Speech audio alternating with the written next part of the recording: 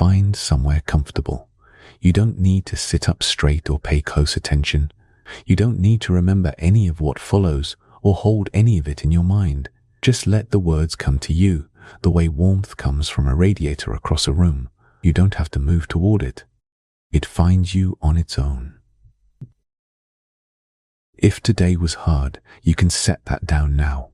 Whatever you carried through the hours since morning, the small frictions and the larger worries, the things left unsaid and the things said too quickly, none of them need to come with you into this next hour. They will still be there in the morning, patient as ever, and you can pick them up then. For now, the night is yours. Tonight we are going to spend some time with a very old book. A book that has been sitting in a library at Yale University for more than 50 years, and before that in a Jesuit college in the hills outside Rome, and before that in the hands of emperors and alchemists and scholars who spent lifetimes trying to understand it and never quite could. It is a book of 240 pages, covered from margin to margin in a script that no one in 6 centuries has managed to read. We are not going to solve it tonight. Nobody has. But we are going to sit with it for a while, turn it over gently, look at what the science says and what the codebreakers found and what the machines discovered when they were finally pointed at its pages. And somewhere in all of that, I think you might find something quietly beautiful, something patient and still and entirely at peace with being unknown. So settle in, close your eyes if you like. The words will find you wherever you are. Imagine you are Wilfrid Voynich, and it is the summer of 1912. You are a rare book dealer, Polish by birth, now working out of London, and you have come to the Jesuit college at the Villa Mondragone in Frascati, a small town in the Alban Hills about 20 kilometers southeast of Rome. The college sits high on a slope, surrounded by terraced gardens and old stone walls, and the air in August carries the particular dry warmth of the Italian hills in late summer. You have come because the Jesuits, facing financial difficulty, have agreed to sell a portion of their library. And you are the kind of person who can spend a very long time in a room full of old books and feel entirely at home there. The collection is large, and you work through it methodically, the way you always do. And then, somewhere in the middle of it all, you pull out something that stops you completely. It is a small book, roughly the size of a modern paperback, about 23 centimeters tall and 16 wide. It is bound in soft vellum, the kind made from calfskin, and that vellum has aged to a warm, creamy color somewhere between ivory and pale gold. The pages inside are made of the same material, slightly thicker than paper, with the faint texture of the animal skin still present if you run a fingertip across the surface. There are roughly 240 of them, though some appear to have been removed at some point. The book's original pagination, whatever it was, is now incomplete. The pages are covered, almost every one of them, in writing and in pictures. Dense, careful, confident writing in a script you had never seen before. And pictures of plants and stars and small nude figures wading through pools of liquid, drawn in faded inks of green and blue and brown. You cannot read a single word of it. Wilfrid Voynich was not a man easily rattled. He had survived Tsarist prisons and exile and the particular daily uncertainty of building a career in rare books, which requires a very particular combination of scholarship and nerve. But by his own account, this book made him stop. Made him feel, in the middle of that warm Italian afternoon, that he had found something genuinely unlike anything else in the world. He bought it, along with the rest of his haul, and brought it back to London. And then he spent the rest of his life trying to understand what he had found, and never quite managed it. The manuscript that now bears his name, the Voynich Manuscript, catalogued at Yale's Botanical Rare Book and Manuscript Library as MS 408, predates his discovery by at least 4 centuries. The trail of its ownership, pieced together from letters and inventories and the occasional marginal note, leads back through a sequence of hands that reads like a list of the most curious and learned minds of the early modern period. The most prominent name in that chain belongs to Rudolf II, the Holy Roman Emperor who ruled from Prague between 1576 and 1612. Rudolf was one of the great collectors of his age, a man who filled his castle with curiosities of every kind, from mechanical automata to exotic animals to paintings by Arcimboldo, who famously composed human faces from arrangements of vegetables and fruit. Rudolf had an intense and genuine interest in alchemy and natural philosophy, which in the late 16th century were not yet cleanly separated from what we would now call science. He employed alchemists and astronomers and mathematicians at his court, and he was willing to pay extraordinary sums for objects he believed to be significant. According to an account that has come down through several sources, Rudolf paid 600 gold ducats for the manuscript, believing it to be the work of Roger Bacon, the 13th century English Franciscan friar and natural philosopher who was famous in his own time for his interest in optics, mathematics, and the possibilities of secret writing. 600 ducats was a very large sum, the equivalent, roughly, of several years' salary for a skilled craftsman of the period. Rudolf paid it without apparent hesitation. After Rudolf's death, the manuscript passed through the hands of Jacobus Horsicki de Tepanex, the emperor's personal pharmacist and a man with his own deep interest in botanical medicine. His signature, faint but legible with the right kind of light, appears on the manuscript's first page, one of the few definitively identifiable marks left by any of its owners. From Tepanex it moved, by a route that is not entirely clear, to Georg Bersch, a Prague alchemist who spent many years puzzling over it with evident frustration. Bersch wrote to the great Jesuit scholar Athanasius Kircher in Rome, describing the book as a kind of riddle of the Sphinx, something that clearly contained meaning, clearly had been created with purpose and intelligence, and yet refused to give up any of that meaning, no matter how carefully one looked. He sent Kircher copies of some of the text, hoping the scholar's legendary learning might unlock it. Kircher, who had devoted much of his career to the study of ancient languages and scripts, apparently kept the copies but never replied with any solution. After Beresz died, the manuscript passed to his friend Johannes Marcus Marci, rector of Prague University and physician to the Emperor Ferdinand III. In 1665, Marci sent the manuscript to Kircher in Rome, accompanying it with a letter that is now one of the most important documents in the history of the puzzle.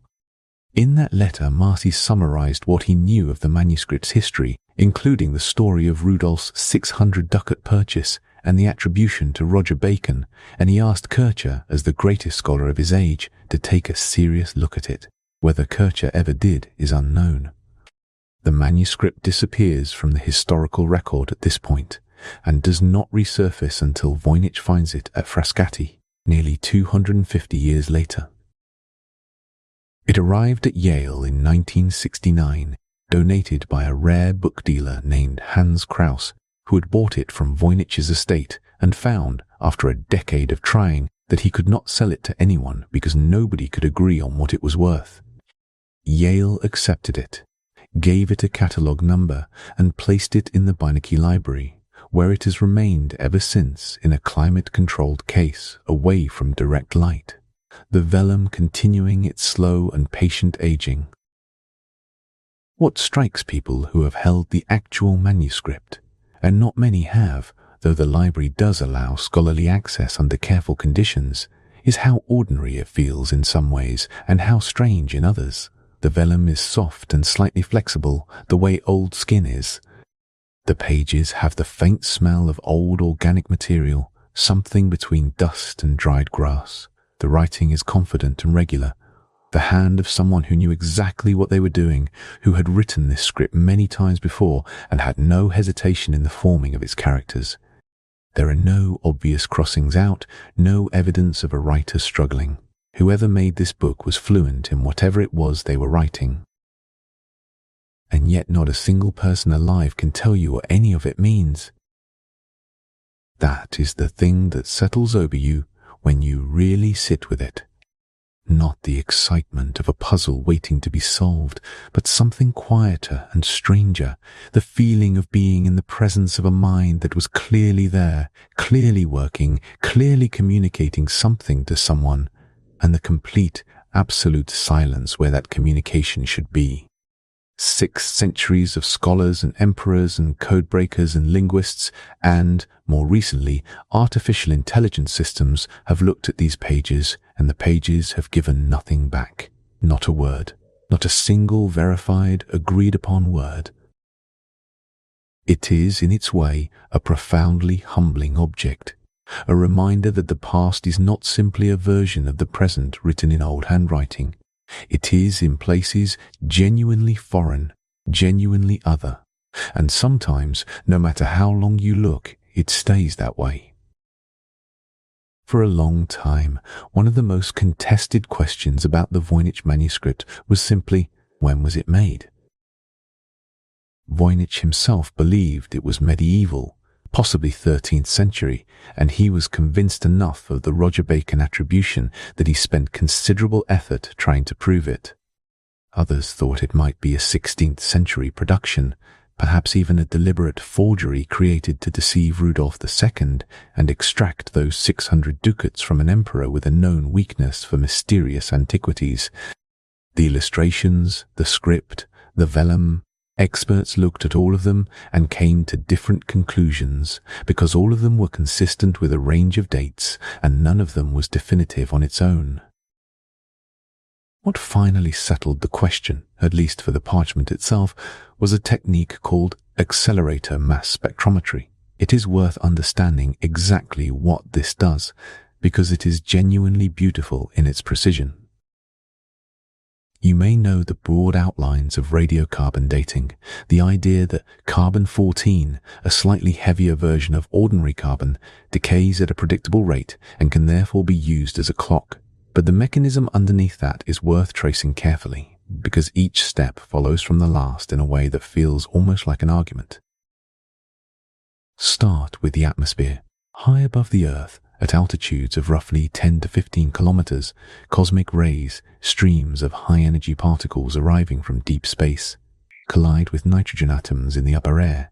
Nitrogen is the most abundant gas in the atmosphere, making up about 78% of the air you breathe. Each nitrogen atom has 7 protons in its nucleus.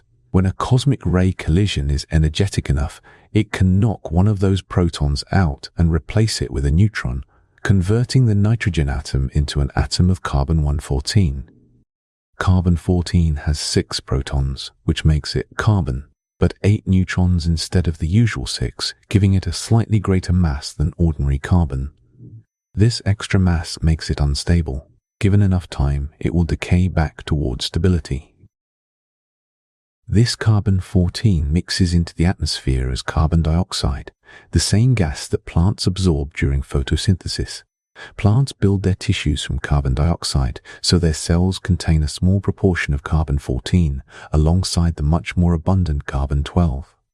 Animals eat plants, or eat other animals that ate plants, and so carbon-14 enters the food chain and ends up in every living tissue, in leaves, in wood, in bone, in the skin of a calf that will eventually be scraped and stretched and dried to make a page of vellum. While the animal is alive, it keeps eating and breathing, and its carbon-14 levels stay roughly in balance with the atmosphere. The moment it dies, that replenishment stops. The carbon-14 already in its tissues begins its slow, steady decay, converting back toward nitrogen at a rate that never changes regardless of temperature, pressure, or chemistry. It cannot be sped up or slowed down by anything that happens in the ordinary world. The half-life, the time it takes for exactly half of any given quantity of carbon-14 to decay, is 5,730 years. After that long half remains. After another 5,730 years, half of that half remains, and so on, halving with each passing period. This makes the carbon-14 in the dead tissue a clock, a very precise clock, if you can measure it accurately enough. And that is exactly what accelerator mass spectrometry allows you to do. Conventional radiocarbon dating works by measuring the rate at which carbon-14 atoms decay, counting the particles emitted as they do so. This requires a relatively large sample and a fair amount of time. It physically separates the individual atoms of a sample by their mass using powerful magnetic fields and counts the actual carbon-14 atoms directly, one by one, rather than waiting for them to decay. This means you need a much smaller sample, just a few milligrams of material, and you get a result that is both faster and more precise. In 2009, researchers at the University of Arizona's radiocarbon dating laboratory took 4 tiny samples from the vellum of the Voynich Manuscript, small enough that they would not visibly damage the pages, and ran them through their accelerator mass spectrometer. The results, when they came back, placed the manufacture of the parchment between 1404 and 1438 CE, with 95% confidence. The mean age worked out to approximately 516 years before the reference point of 1950 that radiocarbon scientists use as their standard baseline, give or take about 18 years either way. 1404 to 1438, the early decades of the 15th century. A period when Henry V was King of England, when the Medici were consolidating their power in Florence, when the Great Schism of the Catholic Church was in its final years. A period, crucially, that is entirely inconsistent with either of the two most popular authorship theories. Roger Bacon died in 1292. That is 112 years before the earliest possible date the vellum could have been made.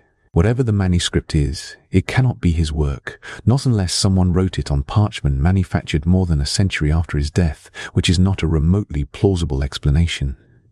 Leonardo da Vinci, whose name had also been attached to various theories over the years, was born in 1452, 14 years after the latest possible date for the vellum's manufacture. The parchment was already old before Leonardo drew his first line. The radiocarbon dating was accompanied by a separate and equally important analysis carried out by McCrone Associates, a laboratory in Chicago with a long history of forensic work on historical documents and artworks. McCrone's researchers used a technique called X-ray fluorescence, which works by bombarding a material with X-rays and then measuring the specific wavelengths of light that the material emits in response. Different chemical elements emit light at characteristic wavelengths. Iron produces a signature that is distinctly ions. Copper produces coppers, and so on. So this technique can identify the elemental composition of a material without touching it. What McCrone found in the manuscript's inks and pigments was entirely consistent with late medieval European production. The main ink used for the text is iron gall ink, made by combining iron salts with the tannin-rich galls that form on oak trees when certain wasps lay their eggs there. Iron gall ink was the standard writing ink of medieval Europe, used for centuries before and after the manuscript's probable date. The pigments in the illustrations include copper-based greens, verdigris, made from the reaction of copper with acetic acid, and blues consistent with azurite, a copper carbonate mineral, ground into pigment. The reds are consistent with iron oxides, the same family of earth pigments used by painters across the medieval period. None of these materials are consistent with a modern forgery. A forger working in the 20th century would have had access to far more sophisticated pigments and would have had to go to considerable trouble to source and use materials that were genuinely medieval in composition. More importantly, the distribution and condition of the pigments. The way they have aged, the way the iron gall ink has slightly eaten into the vellum over the centuries, a process called foxing, is consistent with genuine age rather than artificially induced aging. So what we know, with as much confidence as science can offer, is this: the Voynich manuscript is written on calfskin parchment manufactured in the early 15th century, using inks and pigments that are authentically medieval in composition. It is not a modern forgery. It is not the work of Roger Bacon or Leonardo da Vinci. It is a genuine object from the early 1400s, made by someone who knew how to make books, who had access to quality materials, and who spent considerable time and care filling those materials with something that has defied understanding for 600 years. The vellum remembers when it was made. It cannot tell us why. Open any page of the Voynich Manuscript, and you can do this tonight if you wanted, because Yale has put the whole thing online. And the first thing that strikes you is how readable it looks. That is not a contradiction. It looks readable the way a foreign language looks readable when it uses the same alphabet as your own. The characters are clear and well-formed, the words are separated by spaces, the lines run left to right across the page in neat rows, the margins are consistent. Your eye moves across it the way it moves across any text, expecting meaning to arrive, and then the meaning doesn't come, and the eye moves back to the beginning and tries again, and still nothing comes. It is a peculiar sensation, the form of language without any of the content. Scholars who have spent time cataloguing the script have identified between 20 and 25 distinct characters in Voynichese, though the exact count depends on some genuinely difficult judgments about whether certain similar-looking glyphs are variations of the same character or distinct characters in their own right. The characters themselves are not obviously derived from any known alphabet. Some have a slight resemblance to Latin letters, or to Greek, or to Hebrew, but none of them match closely enough to be identified as belonging to any existing writing system. They appear to have been either invented from scratch or derived from something that has not survived. What makes the script so interesting to linguists is not its foreignness, but its structure, because it is not random. It is not a scramble of arbitrary marks. It follows rules, and those rules are consistent enough to be observed and measured across the entire manuscript. Some characters appear almost exclusively at the beginning of words, others appear almost exclusively in the middle. Still others cluster at the ends of words and are rarely, if ever, found elsewhere. This is a property that all natural writing systems share to varying degrees, because the sounds of any spoken language have their own preferences about where they appear in a syllable or a word. Certain sounds cluster at beginnings, others at ends, and the writing systems that represent those sounds inherit those preferences. The fact that Voynich shows this same positional behavior is one of the strongest arguments that it is not simply made-up gibberish. Gibberish, if generated randomly, would not show consistent positional preferences. The preferences have to come from somewhere. There are also rules about repetition. Certain characters can be doubled or even tripled within a single word, appearing 2 or 3 times in sequence, and this happens with a frequency that appears deliberate rather than accidental. Other characters never repeat in sequence at all. This mirrors a pattern found in natural languages, where some sounds or letters can be geminated, doubled, while others cannot, and where these rules are deeply embedded in the phonological structure of the language. The characters also show what linguists call combinatorial restrictions. Some characters never appear directly next to certain other characters, and some sequences of characters appear far more often than chance would predict. This is exactly what you find in real languages, where the sounds or letters that can follow each other are constrained by the phonology and morphology of the language, the rules governing how sounds combine and how words are built. In English, for instance, you will never find the sequence k at the beginning of a word, though you will find it frequently in the middle or at the end. The constraints in Voynichese are different in their specifics, but structurally analogous. All of this structural regularity is what makes the script so compelling and so frustrating in equal measure. It behaves like a language. It has the skeleton of a language, but the flesh, the meaning, is nowhere to be found. One of the most precise tools for analyzing this kind of question is the concept of entropy as it applies to information. Entropy, in this context, And it is worth pausing on this because the word is used in several very different ways in science, means something quite specific. It is a measure of unpredictability, of how much you would be surprised by the next symbol in a sequence, given what you already know about the symbols that came before it. A sequence of completely random symbols has very high entropy. You cannot predict what comes next, because each symbol is as likely as any other. A sequence of highly structured symbols has lower entropy. Knowing the previous symbols tells you something useful about what is likely to follow. Natural languages fall somewhere in the middle. English has moderate entropy. Knowing the previous few letters of a word constrains your guesses about the next letter considerably, but doesn't eliminate uncertainty entirely. Latin has somewhat higher entropy. Arabic has its own characteristic entropy profile. Every natural language has a kind of entropy fingerprint that reflects its underlying sound structure and grammar. Voynich has been measured, and it has unusually low entropy compared to most natural languages. This means its sequences of characters are more predictable, more constrained than you would expect from a natural language.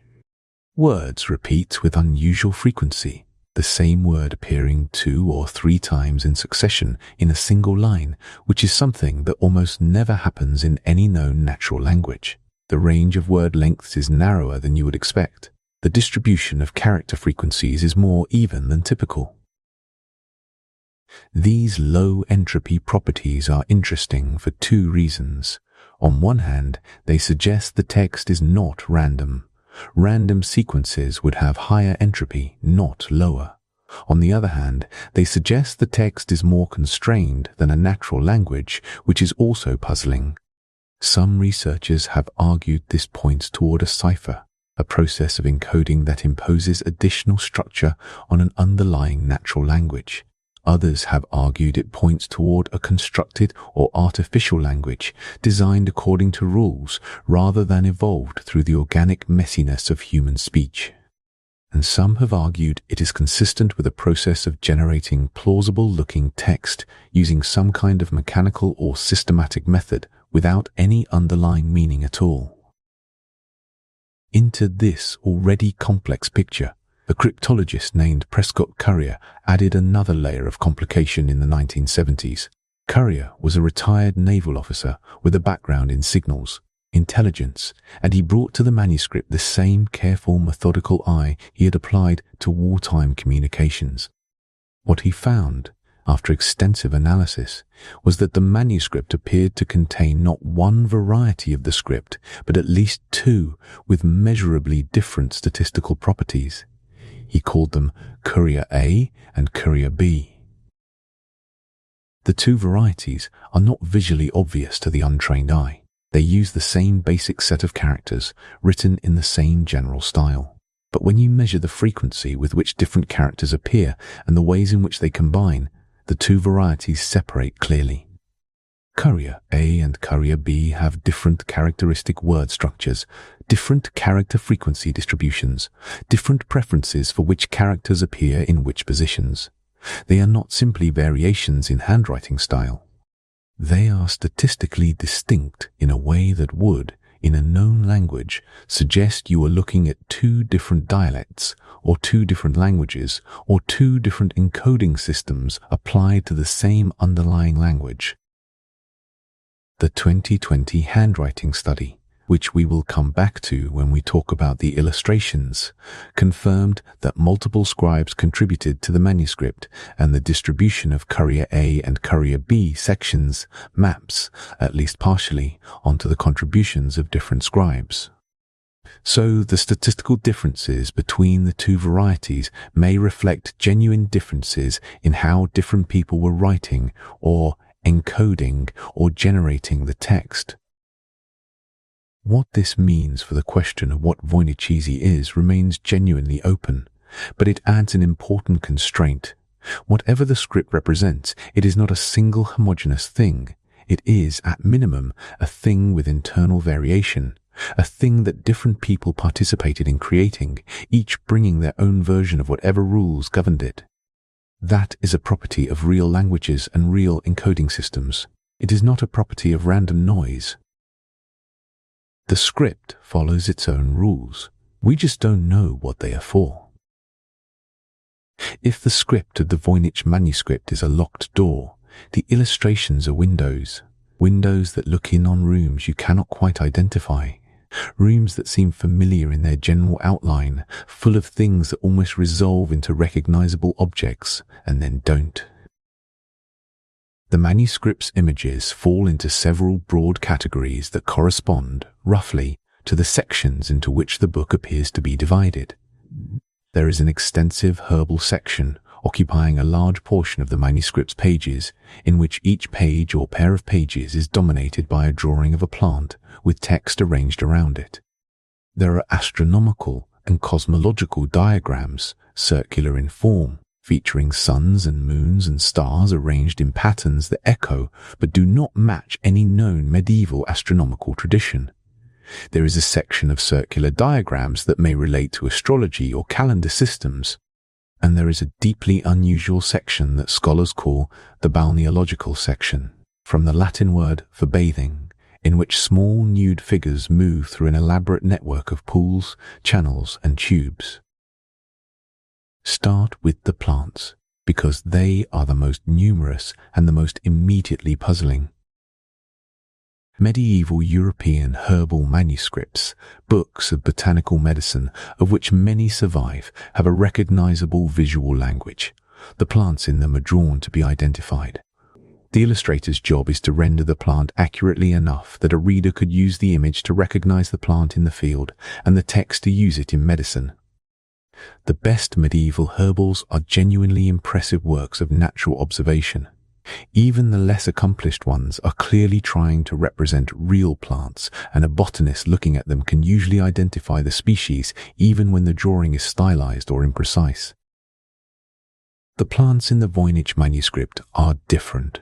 More than 100 plant drawings appear in the herbal section, and botanists who have spent time with them, and several have, in serious and sustained attempts to make identifications, have found the experience deeply frustrating. They have leaves that look like the leaves of something familiar, and roots that suggest something else familiar, and flowers or seed pods that gesture toward a third family entirely. But they don't quite land. They are, in the language of biology, chimeric, combining features from different plants or different plant families in ways that no single living species actually does. This could mean several things. It might mean the plants are stylized beyond recognition, drawn by someone who was working from memory or from a text description rather than from a living specimen, and whose stylization happened to drift far from accuracy. Medieval botanical illustration was not always accurate, and some herbal manuscripts contain drawings that are clearly descended from earlier drawings rather than from direct observation, with each copying introducing small errors that accumulate over generations. It might mean the plants are symbolic rather than literal, representing categories or concepts rather than specific species. It might mean they are drawn from imagination or from a tradition of illustration that we have simply lost. Or it might mean, as some researchers have proposed, that the plants are genuinely fantastical, invented as part of whatever system the manuscript represents, no more intended to depict real species than the script is intended to represent a known language. The astronomical diagrams present a different kind of problem. They are circular, which is entirely normal for medieval astronomical illustration. Star charts and cosmological diagrams were routinely drawn as circles, representing the vault of the sky or the nested spheres of the medieval cosmos. The stars are arranged in ways that don't match the standard constellation patterns of medieval European astronomy, which derived from the classical Greco-Roman tradition. The suns and moons that appear in some diagrams are drawn with human faces, which was a common medieval convention, but their positions and relationships don't map onto any identifiable astronomical system. Some researchers have suggested the diagrams might represent a zodiacal calendar, with the circular arrangement of figures corresponding to the months of the year. This is plausible in a general sense. Such calendars were common in medieval manuscripts, but the specific details resist confident identification. The figures in some of the circular diagrams appear to be small nude figures, similar to those in the Balneological section, arranged around the rim of the circle. What they represent, if anything specific, remains unknown. The Balneological section is the strangest part of the manuscript and the most human. The small figures that populate it, almost always female, always nude, always in motion, wade through pools and channels and tubes that connect to each other in elaborate plumbing arrangements. The liquid they move through appears green in the colored illustrations, though whether this is significant or simply the pigment that was available is unclear. The figures are drawn with a kind of casual fluency, as though the illustrator found them easy and familiar, which itself suggests they were a standard part of whatever visual vocabulary the manuscript used. They hold things, gesture to each other, appear to interact with the tubes and channels around them. The whole section has the quality of a diagram of something, a system of some kind. But what system and what it is meant to convey has never been convincingly explained. Theories range from the medical. Some researchers see connections to traditions of gynecology and women's health, which did have a significant literature in medieval medicine, to the alchemical, since alchemical texts often used elaborate vessel and tube diagrams to represent processes of distillation and transformation, to the cosmological, since the tubes and pools might represent something about the flow of some substance through the structure of the some substance, through the structure of some substance, through the structure of the universe. None of these explanations has achieved anything approaching consensus. What the 2020 handwriting study added to all of this was a new kind of information about the manuscript's creation. Researchers who undertook a careful paleographic analysis, examining the specific ways in which individual characters were formed, the angles and pressures and habits of the pen, the kinds of tiny idiosyncrasies that distinguish one person's handwriting from another's, identified at least 5 distinct hands in the manuscript. 5 different people contributed to its writing. The distribution of these hands across the manuscript is not random. The large herbal section appears to have been a collaborative effort, with multiple scribes contributing to it, possibly working on it at the same time or in close succession. The astronomical and balneological sections, by contrast, appear to have been written primarily by individual scribes, each responsible for their own section. This suggests a degree of organization in the manuscript's production, that whoever oversaw its creation had a plan, assigned different sections to different people, and expected those people to follow the same conventions. What is striking about the scribe's work is its consistency. They make very few obvious errors. The characters are formed with confidence and regularity. If any of the scribes found the script difficult or unfamiliar, it doesn't show in their work. They write Voynich easy, the way you write in a language you know well, without apparent hesitation, without the false starts and corrections that mark someone learning a new system. Whatever this script was, these 5 people were fluent in it. That fluency is both illuminating and deepening of the mystery. It tells us the manuscript was not the work of a single eccentric individual inventing a private code on the fly. It was a shared project, carried out by multiple people who all knew the same system, which means the system existed independently of any one person. Which means it had a life of its own, somewhere, in some community or tradition or practice that has left no other trace. There is a particular kind of intelligence that is drawn to locked things, that looks at a closed door and feels not frustration but something closer to pleasure, the anticipation of a problem worthy of serious attention. And a number of them turned that intelligence on the Voynich manuscript and found, for the first time in their careers, a door that would not open. William Friedman is perhaps the most remarkable figure in the history of American cryptology. He was born in Kishinev, in what is now Moldova, in 1891, and came to the United States as a young child. He trained as a geneticist, but found his way into the nascent field of signals intelligence during the First World War, and by the time of the Second World War, he was the leading cryptanalyst in the US Army's Signal Intelligence Service. The achievement for which he is most celebrated, and it is a genuine achievement, one of the great intellectual accomplishments of the war, was the breaking of Japan's purple cipher. Purple was a machine cipher used by the Japanese Foreign Ministry to encrypt its most sensitive diplomatic communications. The machine that generated it was, at the time of its introduction, believed to be unbreakable. It used a series of telephone stepping switches, the kind of mechanism used in telephone exchanges to route calls, to scramble the letters of a message through multiple rounds of substitution, with the switches advancing in a complex and seemingly unpredictable pattern with each letter encrypted. Breaking it required not just analytical brilliance, but the ability to reconstruct, from nothing but intercepted ciphertext, the logical structure of a machine that no American had ever seen. Friedman's team did it. They reconstructed the logical design of the purple machine so accurately that when a physical example of the Japanese machine was eventually captured, it matched their reconstruction in every significant detail. This was, by any measure, one of the most demanding cryptanalytic achievements in history. And yet William Friedman spent years working on the Voynich Manuscript and found no way in. He was not alone. He assembled what he called the First Study Group, a small team of colleagues and correspondents who worked on the manuscript through the 1940s and into the 1950s, exchanging notes and hypotheses and partial analyses. They looked at character frequencies, at word-length distributions, at the positional behavior of individual glyphs, at patterns of repetition. They tried frequency analysis, the technique of matching the most common symbols in a ciphertext to the most common letters in the assumed source language, and found that the frequency distributions didn't match any European language in the expected ways.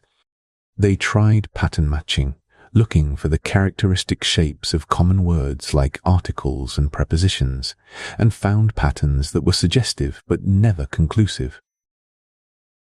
After years of this work, Friedman arrived at a conclusion that was, in its way, more interesting than a solution. He suggested that Voynich might not be a cipher at all in the conventional sense, but rather an early attempt at a constructed or universal language. A universal language, sometimes called a philosophical language, was a concept that attracted serious intellectual attention in the 17th century, particularly in England. The idea was to create a language whose words and grammar were not arbitrary, as the words and grammar of natural languages are, but were derived logically from a systematic classification of all knowledge. If you could map the structure of reality onto the structure of language, the argument went, then the language would be comprehensible to any rational person regardless of their native tongue. Francis Bacon wrote about it. John Wilkins, a bishop and founding member of the Royal Society, published an elaborate scheme for it in 1668. Friedman's hypothesis was that the Voynich manuscript might represent an early, pre-Wilkins attempt at something similar, a system in which the characters represented categories or concepts rather than sounds, and in which the rules of combination reflected a logical classification scheme rather than a phonological grammar. This would explain both the structural regularity of the script and its resistance to decipherment by methods designed for sound-based writing systems. It is a compelling hypothesis. It has not been proven or disproven. Alan Turing also looked at the manuscript. This is mentioned in the historical record without great elaboration, which is itself a little poignant. The man who laid the theoretical foundations of modern computing, who broke the Enigma cipher during the war, and in doing so arguably shortened the conflict by years, looked at the Voynich manuscript and, by all accounts, found no way in either. What he made of it, what approaches he tried, what he thought about it when he set it down, these things were not recorded, but the fact of his looking at it and finding it as resistant as everyone else did says something about the nature of the problem. Because the problem is not simply a hard one. It is hard in a specific and unusual way, and it is worth understanding exactly why. Standard cryptanalysis. The breaking of ciphers works by exploiting the relationship between the ciphertext and the underlying plaintext. A substitution cipher, in which each letter of the original message is replaced by a different letter or symbol, preserves the frequency structure of the original language. If you are encrypting English, the most common symbol in your ciphertext will correspond to E, the most common letter in English. The second most common will correspond to T, and so on. This is frequency analysis, and it works because the structure of the underlying language bleeds through the substitution. More complex ciphers, transposition ciphers, polyalphabetic ciphers, machine ciphers like Enigma and Purple, obscure this frequency structure more thoroughly, but even they depend on the cryptanalyst knowing or being able to assume the source language. When Friedman's team broke Purple, they knew the messages were in Japanese. When the Bletchley Park cryptanalysts worked on Enigma, they knew the messages were in German. This knowledge is not incidental. It is fundamental. It gives the analyst a fixed point from which to work, a set of expected patterns to look for, a way of testing candidate solutions. The Voynich Manuscript offers no such fixed point. The source language is unknown. The encoding method, if any, is unknown.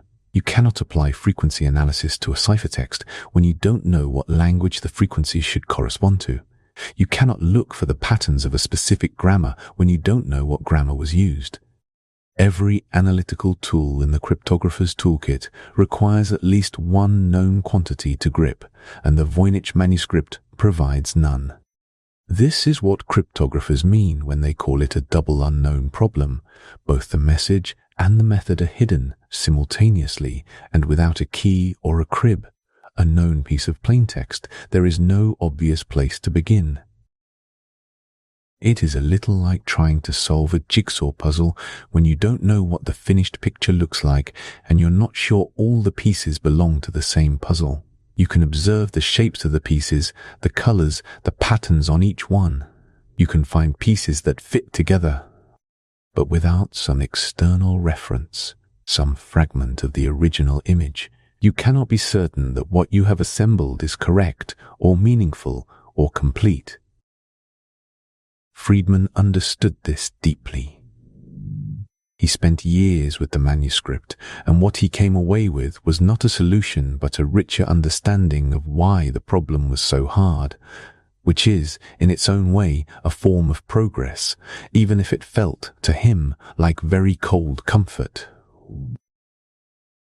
The arrival of computers in the latter half of the 20th century gave researchers a new kind of tool to bring to the Voynich Manuscript, one capable of processing the entire text statistically, finding patterns across all 240 pages simultaneously, and comparing those patterns against the statistical profiles of known languages with a speed and precision no human analyst could match. The results have been illuminating in some ways and humbling in others. Early computational analyses confirmed and extended what Prescott Currier and the first study group had observed by hand. The text does show strong statistical regularities. The distribution of word lengths follows a pattern that is characteristic of natural languages. Most words are short, with the frequency of longer words declining in a predictable way. The distribution of individual character frequencies is not flat, as it would be in a random sequence, but peaked, with some characters appearing much more often than others, again in ways that resemble natural language. The positional constraints that human analysts had noted, certain characters appearing only at word beginnings or endings, were confirmed and quantified. But the anomalies were also confirmed: the repetition of whole words in sequence, the unusually low entropy, the narrow range of word lengths, the even distribution of character frequencies, which is less uneven than you find in most natural languages. These properties remained, and they remained puzzling. In 2018, a study by researchers Greg Kondrak and Bradley Hauer at the University of Alberta took a different approach. They used statistical language modeling, a technique that represents each language as a probability distribution over sequences of characters, capturing the characteristic patterns of that language in a mathematical form. to ask which known language the Voynich text most closely resembled, under the assumption that the text had been encoded using a simple substitution cipher. Their answer was Hebrew. The statistical model, when it tried to find the best match between the character frequencies and positional patterns of Voyniches and the profiles of known languages, pointed toward Hebrew most strongly. This finding attracted considerable attention and considerable skepticism. The skepticism was not unreasonable, and it is worth understanding why. The problem with validating such a result is precisely the double unknown problem that frustrated Friedman. If you assume the text is encoded Hebrew and apply the statistical model's suggested substitution to the Voynich characters, you get sequences of Hebrew letters. But whether those sequences form meaningful Hebrew words and sentences, whether the substitution is actually correct, requires a human reader of Hebrew to evaluate. And when Hebrew scholars looked at the sequences produced by Kondrak and Hauer's model, they found them unconvincing. The words that emerged were not recognizable Hebrew, or were so fragmentary and ambiguous that they could not be verified as meaningful. This illustrates a deep methodological difficulty. A statistical model can tell you which known language a text most resembles under a given set of assumptions. But if the assumptions are wrong, if the encoding is not a simple substitution, or if the source language is not in the model's database, or if the text's unusual statistical properties arise from some other cause entirely, only a successful decipherment, a translation that produces coherent, verifiable meaning, can confirm that. No such translation has emerged from the Hebrew hypothesis. The most recent and carefully constructed attempt to explain the statistical properties of Voyniches came in January 2026, published in the journal Cryptologia. Traptol Cryptologia.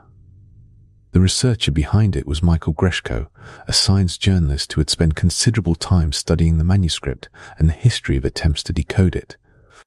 What Greshko proposed was not a decipherment, but something more modest and in some ways more interesting, a plausible mechanism for how the text could have been generated.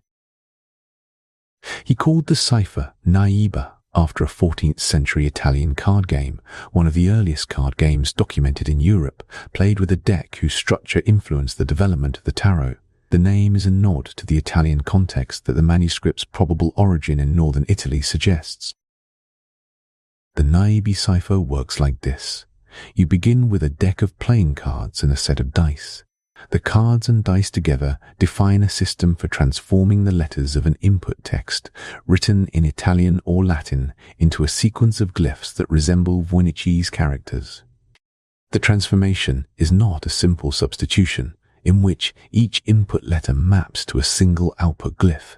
Instead, it is a more complex process in which the mapping depends on the current state of the cards, which cards have been played, in what order, and on the results of dice rolls. This introduces variability. The same input letter can produce different output glyphs at different points in the text, depending on the current state of the system. This variability is important because it is one of the things that makes Voyniches resistant to frequency analysis. If the same input letter always produces the same output glyph, frequency analysis can find the correspondence. If the same input letter can produce several different output glyphs depending on context, the frequency signal is spread across multiple characters and becomes much harder to detect. What Greshko found when he ran text through the Naiba cipher was that the output had statistical properties that closely matched those of Voynichese. The word length distributions were similar, the character frequencies were similar, the positional constraints, certain glyphs appearing preferentially at word beginnings or endings, were reproduced. The low entropy property of Voynichese was reproduced. Even the tendency for words to repeat in succession was reproduced, because the card-based system could, under certain configurations, produce the same output word from different input sequences. This is a genuinely significant finding, and it is also genuinely limited. and it is important to hold both of those things at the same time.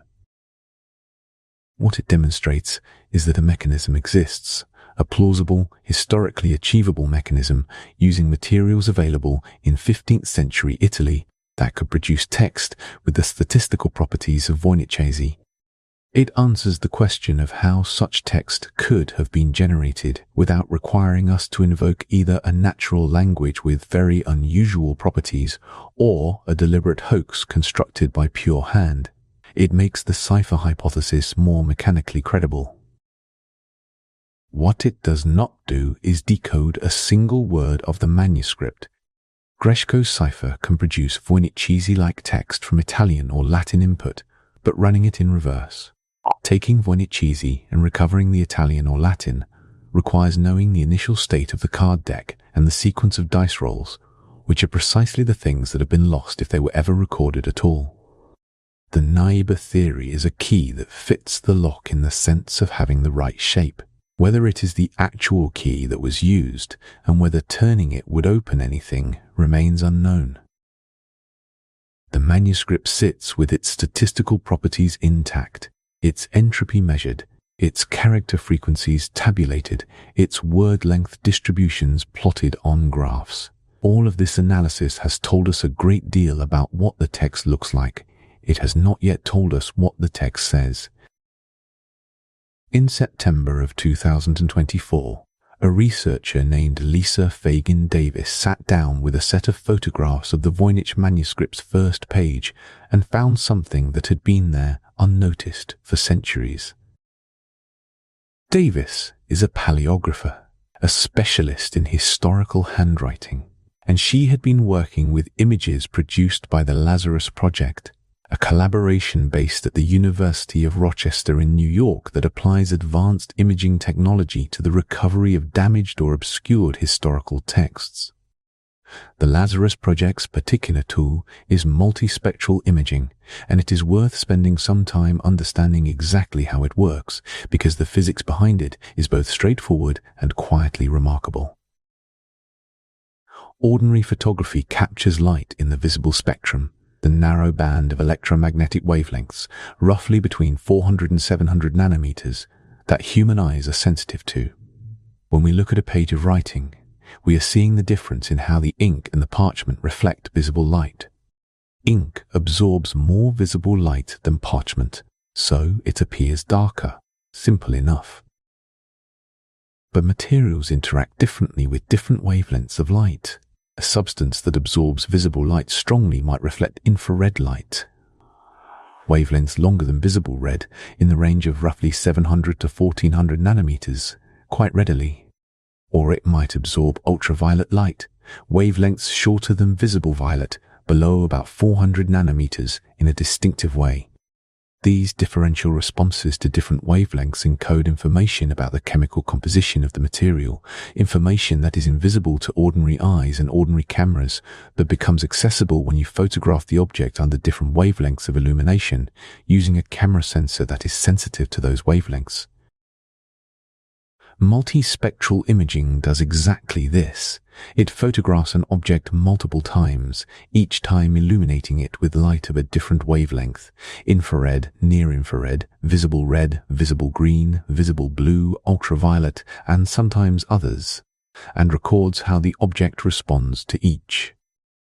The resulting set of images can then be processed and combined in ways that bring out information invisible in any single image. Faded writing that has lost contrast in visible light may retain strong contrast in infrared. Pigments that look identical to the eye may be clearly distinguishable in ultraviolet. For historical manuscripts, this technique is particularly powerful when applied to iron gall ink, the same ink used in the Voynich manuscript. Iron gall ink is made from iron sulfate and tannin, and when it is applied to parchment, a chemical reaction occurs between the iron in the ink and the collagen in the animal skin. This reaction leaves a trace in the vellum at a molecular level, iron ions that have migrated into the parchment structure and bonded with it, that persists even when the visible ink has faded or been scraped away. Infrared and ultraviolet imaging can detect this chemical trace, reconstructing the shape of letters that have become invisible to ordinary light. What Davis found on the manuscript's first page, using this technique, was a set of previously invisible columns of letters. The columns had been there all along, hidden not by deliberate concealment, but simply by the fading of ink over 6 centuries. When the multispectral images brought them back into visibility, Davis could read them, and what she found was deeply interesting. The recovered columns contained a mixture of Roman alphabet letters and Voynich's characters, interleaved in a way that suggested they were not part of the manuscript's original text, but rather a later addition, notes made by someone who was trying to work through the manuscript, attempting to establish correspondences between Voynich's glyphs and Roman letters. Davis's analysis of the handwriting in the recovered columns, combined with what is known of the manuscript's ownership history, led her to a tentative but well-supported identification. The notes were most likely made by Johannes Marcus Marci, the Prague University rector who sent the manuscript to Athanasius Kircher in 1665. Marci was a learned man, a physician and natural philosopher who had spent time with the manuscript before sending it on, and it appears he did not send it to Kircher without first trying to make some progress on it himself. The significance of this finding extends beyond the specific content of the recovered letters. It tells us something important about the manuscript's history that was not previously documented, that its 17th century owners were not simply passing it along as a curiosity, but were actively attempting to decode it. Marci, or whoever made the notes, was sitting with the manuscript, comparing its characters to Roman letters, trying to build a key. He was doing, in the 1660s, essentially the same thing that William Friedman and his colleagues would do in the 1940s, and that computer programs would do in the 2000s and 2010s. He was trying to find a way in. And he failed, as far as we can tell. The notes on the first page do not constitute a successful decipherment. They are the traces of an attempt, not the traces of a solution. They are the intellectual footprints of someone walking around the outside of a locked room, trying different windows, finding none of them open. But the discovery changes our picture of the manuscript's life in an important way. It was not simply sitting passively in collections, waiting for modern science to arrive. From very early in its documented history, people were trying to read it. The Voynich manuscript has been an active puzzle, a thing that provoked serious intellectual effort for nearly as long as it has been in the historical record. The silence it presents is not the silence of an object that has been ignored. It is the silence of an object that has been listened to intently by many people across many centuries and has simply not spoken. The multispectral images have now been made available to researchers, adding another layer to the manuscript's growing digital presence. The book that Wilfrid Voynich pulled from a shelf in a Jesuit library in 1912, that Berge called A Riddle of the Sphinx in the 1630s, that Rudolf II paid 600 ducats for at the end of the 16th century, can now be examined under wavelengths of light that none of its previous owners could have imagined. And still it holds its own. There is a room in the Beinecke Rare Book and Manuscript Library at Yale University where the Voynich manuscript lives. The Beinecke is a remarkable building. Its exterior walls are made of panels of translucent Vermont marble, thin enough to let light through, so that on a bright day the interior glows with a soft, warm, amber luminescence, as if the building itself were gently lit from within. The manuscript rests there in a controlled environment, the temperature and humidity carefully maintained, the light levels kept low, the calfskin parchment continuing its slow and patient aging in the dark. You could visit it if you wanted to make the journey to New Haven, Connecticut, and arrange the appropriate access, but you don't have to. Since 2020, Yale has made the entire manuscript available through its digital library. Every page, photographed in high resolution, freely accessible to anyone in the world with an internet connection. A person lying in bed tonight, on any continent, in any time zone, could open a browser and turn the pages of a book that is 600 years old, that no one has ever read, that has passed through the hands of emperors and alchemists and some of the finest analytical minds of the 20th century. There is something quietly extraordinary about that, the intimacy of it. To look at pages that Wilfrid Voynich looked at in 1912, that Georg Besch puzzled over in the 1630s, that Rudolf II may have held in his hands in his castle in Prague sometime around the turn of the 17th century. The same marks on the same skin, the same small, confident characters in their orderly rows, the same plants with their impossible roots and their chimeric flowers, the same small figures wading through their green pools. The manuscript is patient in a way that very few things are. It has been waiting, without urgency, for 600 years. It will wait longer. And there is something in that patience, something in the quality of an unsolved thing that has simply endured, that is worth sitting with for a moment, especially at the end of a day that may have been hard or long or full of things that felt unresolvable. The brain, when it is tired and ready for sleep, does something interesting. The busy, high-frequency electrical activity associated with focused concentration, what brain scientists call beta waves, oscillating roughly between 13 and 30 cycles per second, the rhythm of a mind actively working on a problem, begins to slow. As attention softens and the pressure to find answers releases, the dominant rhythm shifts toward what are called alpha waves, oscillating between 8 and 12 cycles per second. Alpha activity is associated with a calm, wakeful, inward-directed state. It is the rhythm of a mind that is present but not straining, relaxed but not yet asleep. The feeling of sitting by a window in the late afternoon, watching the light change, not thinking about anything in particular. When you engage with something genuinely interesting, not something demanding, not something that requires you to produce an answer, but something that simply invites curiosity, that gives the mind something to rest on without requiring it to grip, this alpha state tends to deepen. The mind finds its way into something unhurried. And from that alpha rhythm, as the minutes pass and the body grows heavier, the electrical activity slows further still into the theta range, 4 to 8 cycles per second, the frequencies associated with the soft, drifting edge of sleep, where thoughts begin to lose their edges and images arise without being summoned. The Voynich Manuscript, in its strange way, is an ideal companion for this transition. It is endlessly interesting without being solvable. There is always more to notice. Another character whose positional behavior is slightly unexpected. Another plant whose leaves almost belong to something familiar. Another small figure in the Balneological Section who seems to be gesturing at something just beyond the frame. The mind can wander through it without needing to arrive anywhere. It is a mystery that does not demand resolution.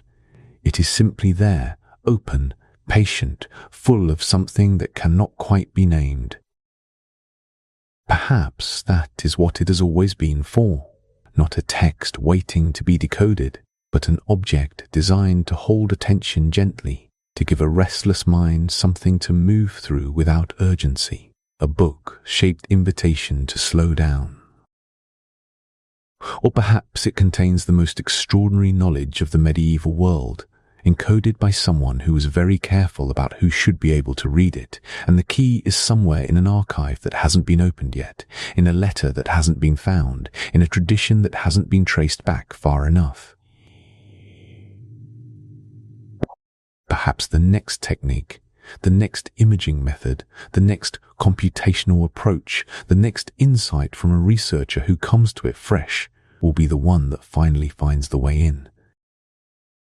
Both possibilities are real, and the beautiful thing, the thing that the manuscript offers freely to anyone willing to sit with it, is that you don't have to choose between them tonight. The question can stay open. It has been open for 600 years. It can stay open a little longer. The manuscript is 240 pages of careful, unhurried, unknowable script. It was made by at least 5 people who knew what they were doing, who sat in some room in early 15th century Europe, probably in northern Italy, probably in the first decades of the 1400s, and wrote, page after page, in a language or cipher or system that they clearly understood and that no one since has been able to follow. They worked with good materials. They took their time. Whatever they were making, they made it carefully. And then it went out into the world and passed from hand to hand and ended up in a Jesuit library in the hills outside Rome, and a Polish book dealer found it on a warm summer afternoon and could not put it down, and now it sits in a marble building in Connecticut, glowing softly in amber light, waiting.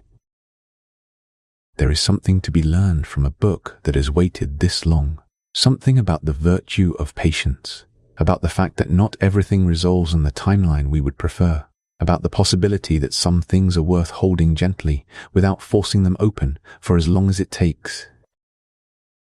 Whatever you are carrying tonight, whatever questions have followed you into the dark, perhaps they can rest here too for a while. Alongside the manuscript's own unanswered question, in good company.